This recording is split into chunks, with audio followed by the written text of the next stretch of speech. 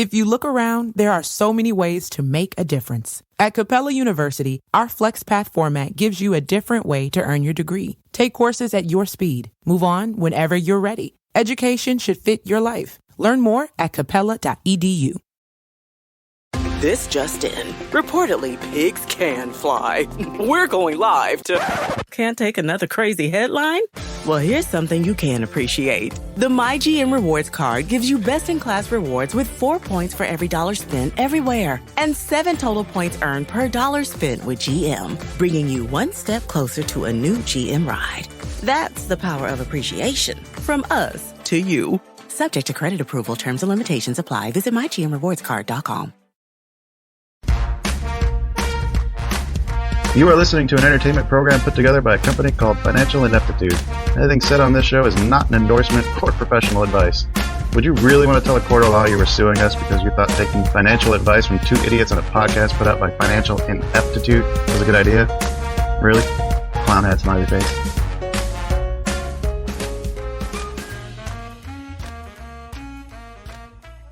Well, hello and welcome, everyone. Welcome back to the China Shop. Kicking those doors open today. Got some news to come at you with right at your face. But first, I got to introduce myself. I am Shopkeeper Dan. With me, as always, is Kyle, creator of FinancialIneptitude.com. Kyle, how's your day going? It's going pretty good. Yeah. A lot of big things happening around the shop this month. Yeah, we ourselves were guests over on Stacking Benjamins today. We recorded that episode. That was a lot of fun. Was a lot of fun. I hope we did a good job. I hope I didn't talk over the host too much. Yes, I was trying really hard not to do that. Yeah, I did it like 3 times. It's like, oh man, 6 people. Jeez, like there's going to be tracks overlapping all over the place. Their editor's going to hate us. Or love us. Well, they love you, hate me. It doesn't matter. Right. As long as one of us is loved, we're good. We're yeah. good, right? But that's neither here nor there. Dear listener, we've got some great news for you today. Let's hop to that. Woo! We're just two fools trading information. What? Two fools trading information. I'm inclined to agree. Two fools trading information. That is accurate. Very accurate. What information? All right.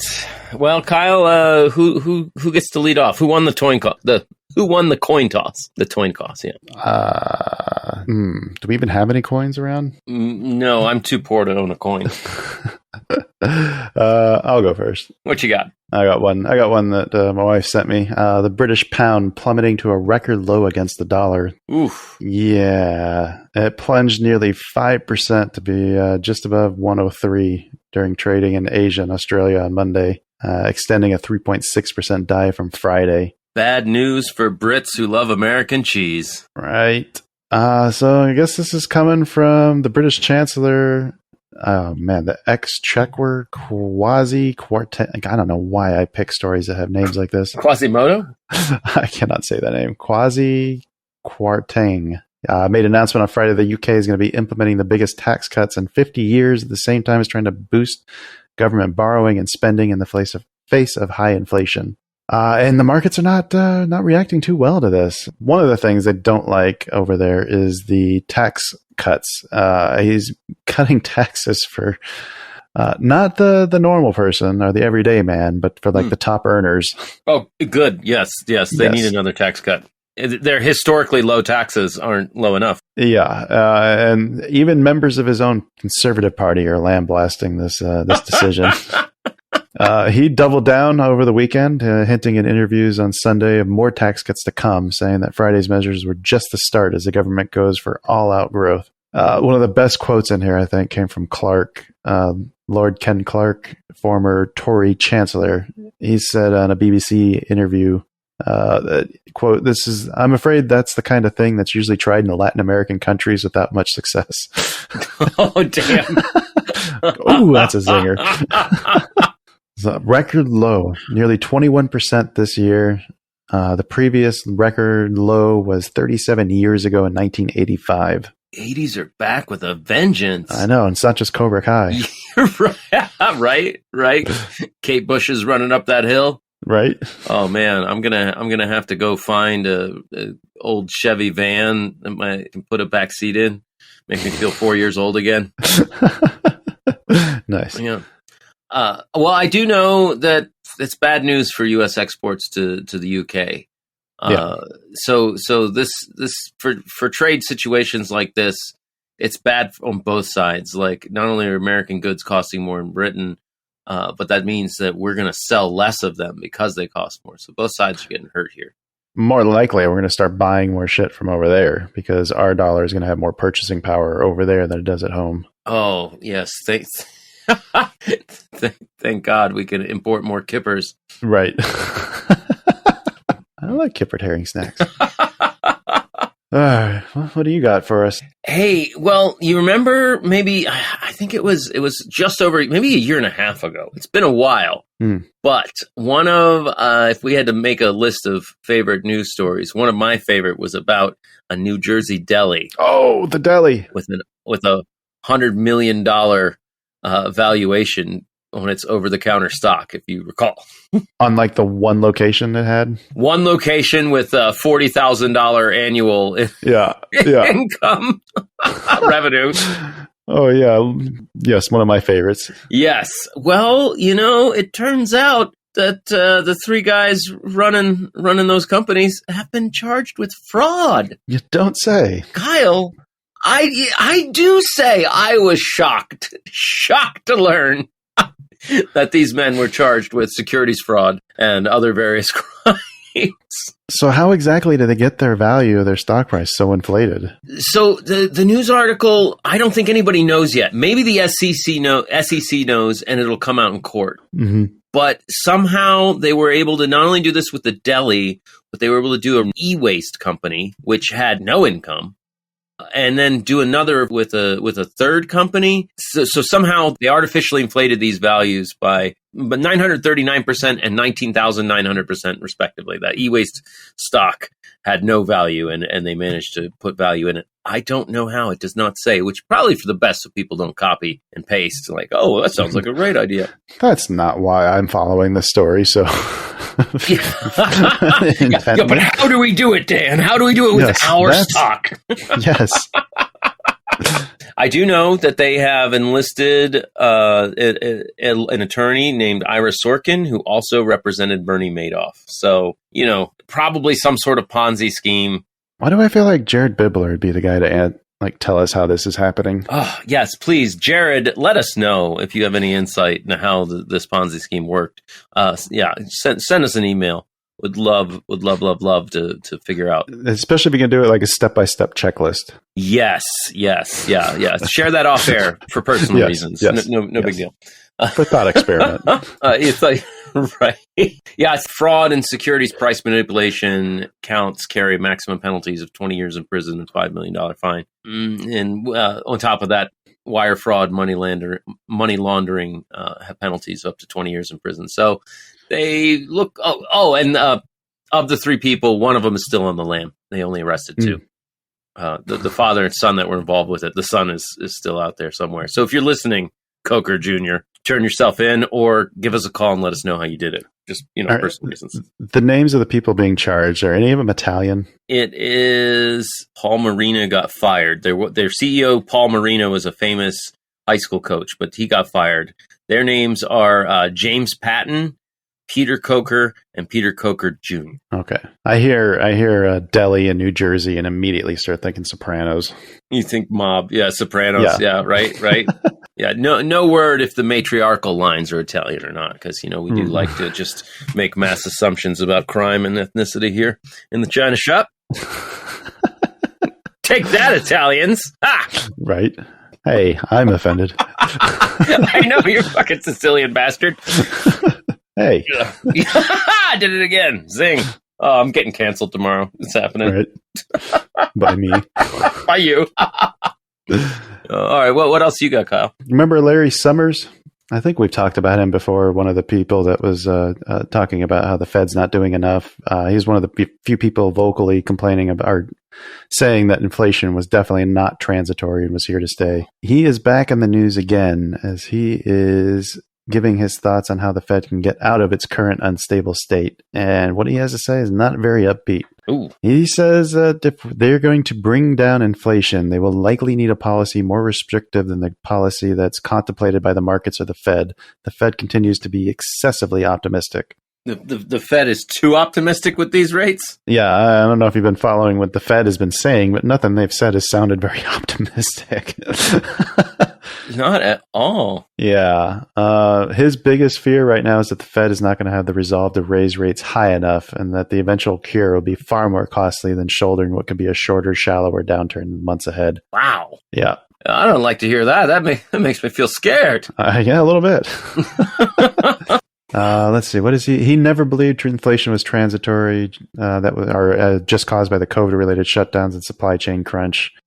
He said the chief source of today's heavy inflation is over-the-top demand caused by too much money chasing too few goods. So the only way to throttle runaway consumer price index is to continue tightening monetary policy to the point where demand falls sharply. Wait, so that would mean it's just companies raising their prices because there's less stuff to sell and more people that want it, right? Well, I don't know how you can say it's not related to shutdowns and supply chain when you're talking about there not being enough goods around for everybody who wants to buy. Right. No, yes. That's a very good point. Very good point. I mean, he was right before, but so were we. So, take that with a grain of salt. Yes. Expert economists here in the China shop also made fun of the transitory language. Oh, quite a bit. Well, I know that I came across a story about inflation as well. Mm-hmm. Apparently, Steve Forbes, I don't know if he's still a billionaire, but he is the chair of Forbes Media, who puts out the billionaire list. Oh. He's saying the solution is to go back on the gold standard. That's not the first time we've heard somebody say that. It's not. So apparently, we've been on the gold standard a couple of times, and we keep getting off of it. Right. And I do know that it's a staple talking point in libertarian economic circles, in the Austrian economic circles. However, the whole world was on the gold standard. Well, I should say when we were on the gold standard with the Bretton Woods Accords, which I did a little research to dive in because I didn't want to sound like a complete idiot. Good job. It's from 1944 to 1971. We got on the gold standard, and of course, as we know, everybody's still on the dollar standard. Everything world trade is still done in dollars, which is why it was a big story that the Saudis were doing oil deals with China with the yuan. Yeah, I also looked up the pronunciation. It's yuan, the Chinese yuan. Oh, yeah. Okay. I just looked up why we stopped using the gold standard, and you want to know what the top result was? What's that? To combat the Great Depression. Yeah. Literally the opposite reason why people want to go onto it. That was the first time we got off of it. Yeah. And then in 1944, winding down of World War II, we got back on it. But what happens is federal banking, centralized banking, like the Fed, ends up having less control over the money supply. Mm-hmm.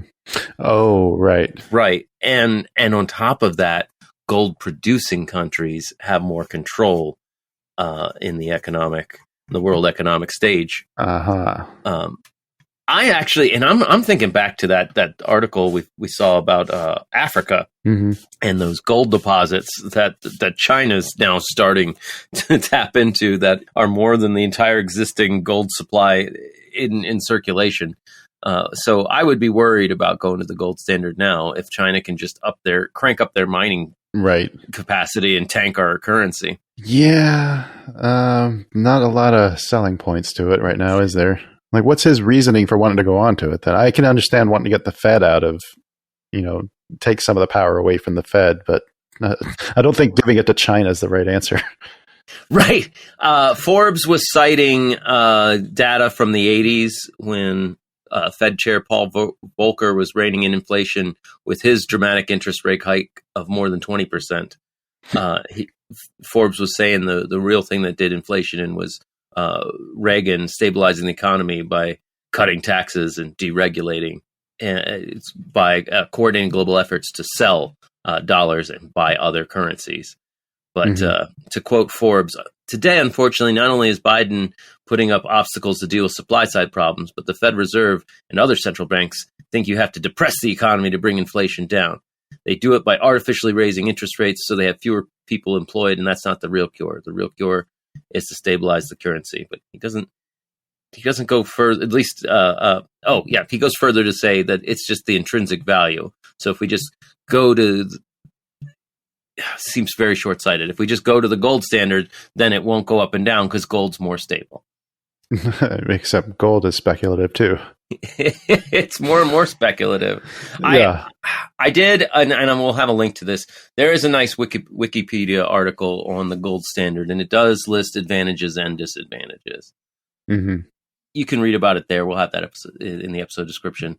I did try to load up a few more articles to get more information, but I just went down a rabbit hole and I wasn't feeling any more informed. I was just feeling like there was just more and more stuff getting into my brain. I'm like, yeah, but like crypto, but what is it? What is the gold standard? What is it? It's so weird. Like, he makes a good point. Like, okay, if inflation is being driven by a lack of supply of goods, then wouldn't a lower interest rates encourage companies to expand and maybe try to fill that demand? Oh, to have access to capital to buy more supply? Yeah, to be able to produce more supply. Like, you need to expand, you need to be able to have good terms on loans in order to, finance that. Sure. Yeah, but where are you getting it if the supply chain is clogged up? Right. It's this whole twisted mess. It's like a snake eating itself. Yeah. I don't know. And frankly, I don't care. I just want to have food and entertainment. Bread and circus is here, please. Right. Bread and circus is here. And should we even listen to Steve Forbes? He is definitely not a billionaire. $450 million as of the last latest update. Only $450 million? Yeah, we don't listen to that guy. No. Let's get Musk on here. He'll know what to do. Oh my God, no. Well, I want to get him on here, but I'd be afraid to hear what he has to say. Go on the Dogecoin standard? I know, right? Yeah, and it is really rough because the more valuable our dollar gets, the less people are buying our goods. Mm-hmm. Doesn't that mean the more goods we get for our dollar? So if the supply chain weren't an issue, wouldn't that mean we just have more stuff to sell to our people? Wouldn't we have cheaper things here in the States? Well, you'd have to import it. Yeah. Like when I was reading about Jared Bibler's book, this is one of the things he talked about in the lead up to it when everything was running great. The currency there was so strong that what everyone would do is it was cheaper to buy flights to go to Boston from Iceland and do all their shopping there than it was to buy the goods at the stores at home. Whoa. Pick me up some potato chips, Mom, while you're in the States. I like the barbecue. They're not getting potato chips, but, like going and getting like your high-end electronics, like, a new camera, a new phone, laptop. Yeah. Like it was much cheaper to go buy those in the States than it was to, even factoring in airfare. It's nuts. Yeah. Oh, that is nuts. Mm-hmm. Ooh. So, folks at home, we're fucked. Well, pretty soon we'll be able to fly to Britain. Hey, yeah, right. I'll be able to afford a house in Britain. Or high-end consumer goods. Of course, they're made in Britain, so they'll probably be trash. Oh, yeah, take that, Brits. Oh, they say they make fun of it themselves. It's not just me. Well, they do have the finest cuisine in the world. Oh, my God. Don't get me started. There we go. That. Start the episode bashing Italians. We'll end the episode bashing the Brits. Well, you want to get your beef going. That's how you do it. Stay tuned. Next week, we'll hit the Spanish and the Portuguese. Don't get Kyle started on the French. Oh, no. No, I like the French. No, I don't. I lied. I like their wine and their kissing. Yes. But I don't like their cheeses. No, they're kind of... I don't like the soft cheeses, like brie. That's what I'm saying. Yeah. That's how I know we've gone too long, Kyle. Start talking about cheese? Start talking about soft cheeses versus hard cheeses. You should say goodbye then. Oh, folks, thanks for sticking around. We love you so dearly. Like, rate, subscribe, tell your friends, tell your enemies. Just keep talking about us. That's what we like for our egos. Stroke, stroke, stroke. I love that. Yeah. If you like us, tell your friends. If you hate us, tell your enemies. Yeah, exactly. Everybody wins. Everybody wins. We'll be back at you soon with some more exciting episodes. But until then, happy trades. Bye.